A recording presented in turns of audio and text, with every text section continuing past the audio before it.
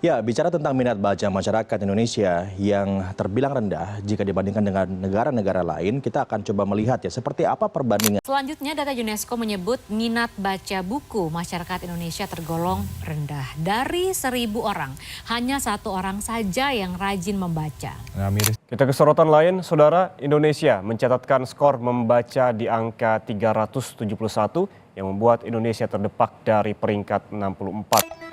Indonesia dianggap sebagai salah satu negara dengan tingkat literasi yang rendah. Hari Buku Nasional yang jatuh 17 Mei ini dapat menjadi momentum berbagai pihak untuk... Pernah nggak sih kalian ngerasa capek banget setiap hari, bahkan scrolling tanpa henti, tapi otak berasa kosong? Nah, itu yang aku rasain minggu lalu. Kita sering bilang, kita baca kok. Tapi, apa yang kita baca benar bikin kita gerak atau cuma bikin kita cemas? Aku sadar, literasi di generasi kita itu bukan nggak bisa baca, tapi kebanyakan info.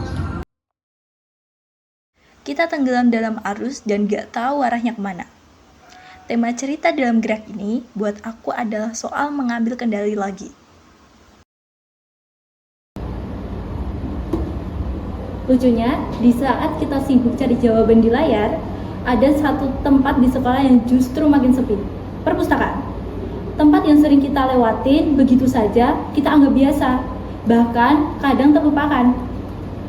Padahal, kalau dipikir-pikir, di sana ada ratusan, bahkan ribuan halaman yang isinya bukan sekedar tulisan, tapi pengalaman, pemikiran, dan sudut pandang dari orang-orang yang pernah ada sebelum kita.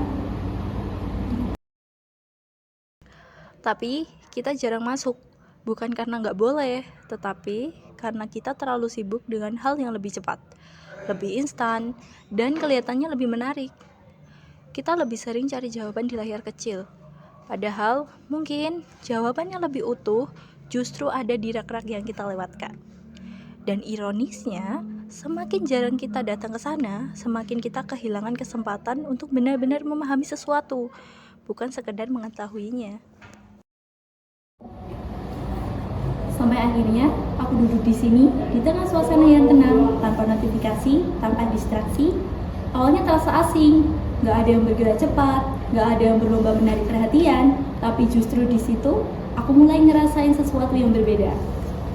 Aku bisa baca lebih pelan, ngerti lebih dalam, dan yang paling penting, aku punya waktu untuk berpikir. Dari satu halaman ke halaman lain, aku mulai nemuin hal-hal yang sebelumnya nggak pernah aku sadari. Dan dari situ, aku paham, perpustakaan bukan tempat yang ketinggalan zaman.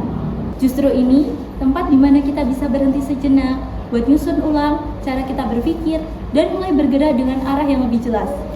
Karena, dari satu buku bisa lahir satu ide, dari satu ide bisa jadi satu perubahan kecil. Dan mungkin perubahan itu bisa dimulai dari kita. Aku mutusin buat puasa sosmed sebentar dan buka koleksi digital di Sarpus Karanganyar. Aku nemu satu buku yang ngerubah cara pandangku.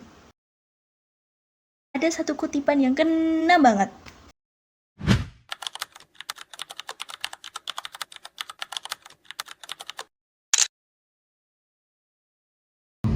Di sini dijelasin kalau literasi digital itu bukan bisa pakai teknologi saja, tapi gimana dapat dari info dan bikin aksi nyata.